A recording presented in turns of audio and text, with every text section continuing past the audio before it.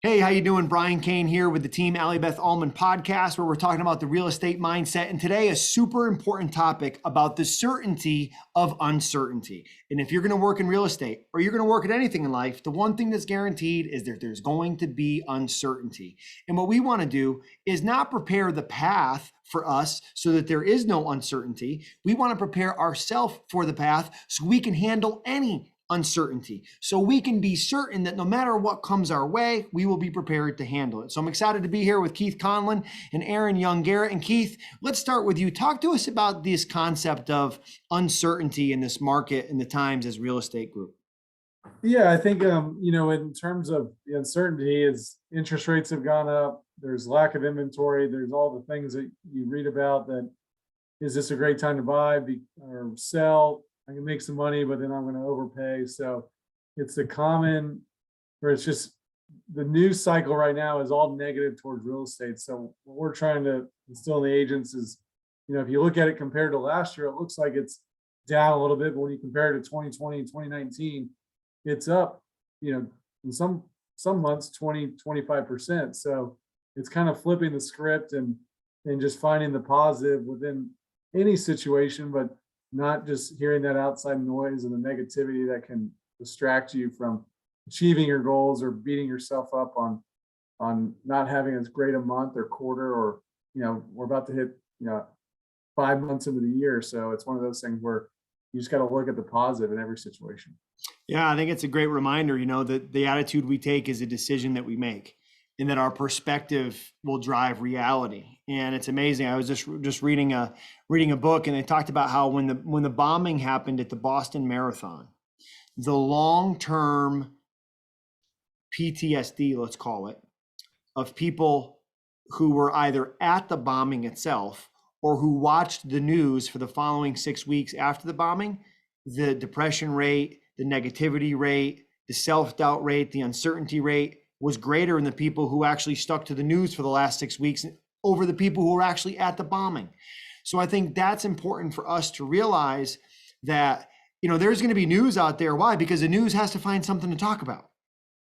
And we can look at that and we can obsess over that, or we can obsess about our process and what we do. So I think one of the key things, Erin, that I want to have you unpack here for us is this mentality of compete, don't compare. And it's hard to compare one year to a previous year because of the way that the world is, but don't compare the bottom line number, because the bottom line number is an outcome that we don't always control. Compare, or should I say compete, with your process and what you do day to day, week to week, month to month, year over year. Is your activity level the same? Is your commitment to what you do on a daily basis the same as it was in your best year? And if it is, I think that's the game that we want to play, not the outcome game that we maybe can't control. Erin, unpack this mindset of compete versus compare, if you would.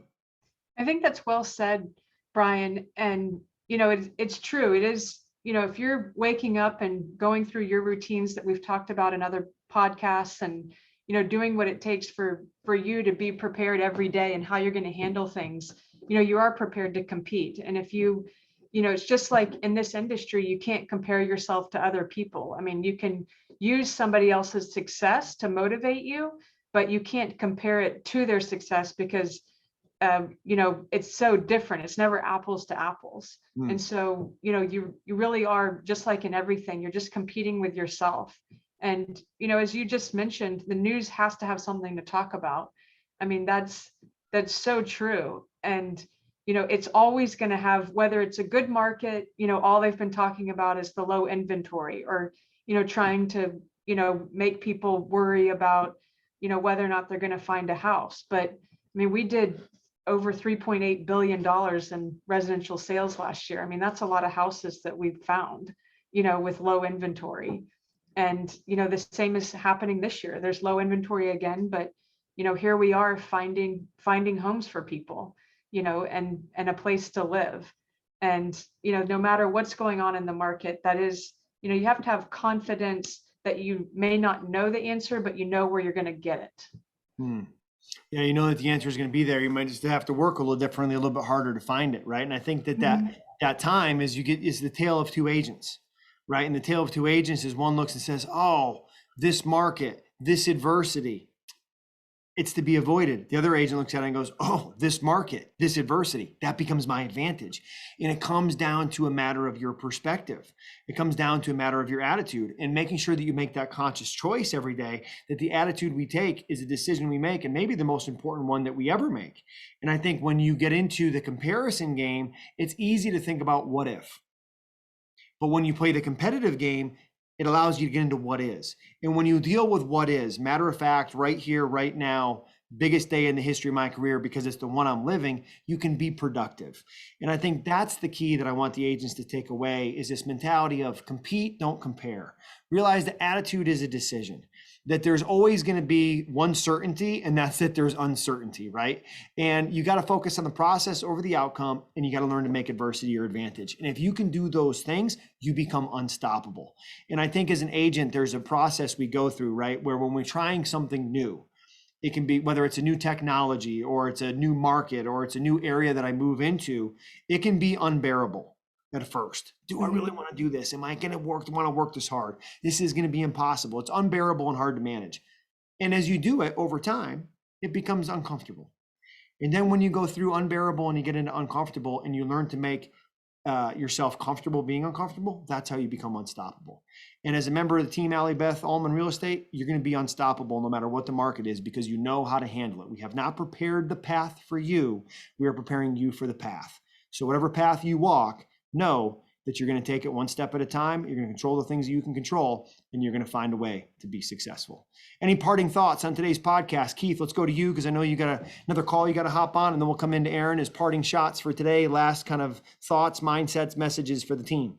Yeah, I just real quick. I mean, I think, going back to even, I think in our days, Brian, back in 06, 07, you talk about, that kind of blue collar mentality, white collar approach. I think that's the same thing for real estate. You especially if you're selling luxury homes, you have that white collar,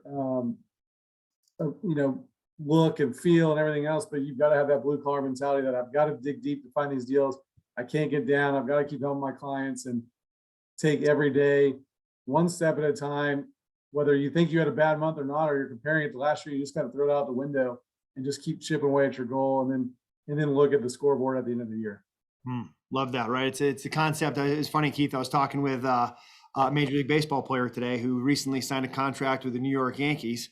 And as we were talking about the concept of batting average over the course of a season, it's no different than the real estate market. It's no different than dollar cost averaging and investing, right? If you invest, like say you take across the bottom of this scale is the month, and you go across the top, and it's how much you can buy. So let's say for a $10,000 a month investment into the stock market, whatever it is. Some days you're going to get some months you're going to get a lot more stocks for that $10,000 than you are in other months. And dollar cost averaging is, if I look at that over the course of a year, over the course of a decade, over the course of a career, it evens out and that line becomes straight, where if I look at it in the short term, it might be really high, it might be really low. And I think the mindset of the people who look in the short term rear view mirror, right? They spend too much time. It's like they have the windshield and the rear view mirror reversed. They spend all the time looking in the rear view mirror, but it's the size of the windshield. All they see is what was in the past. Instead of, I take all my time looking up the windshield, what's coming in front of me, and I glance in the rear view mirror so I learn from the past.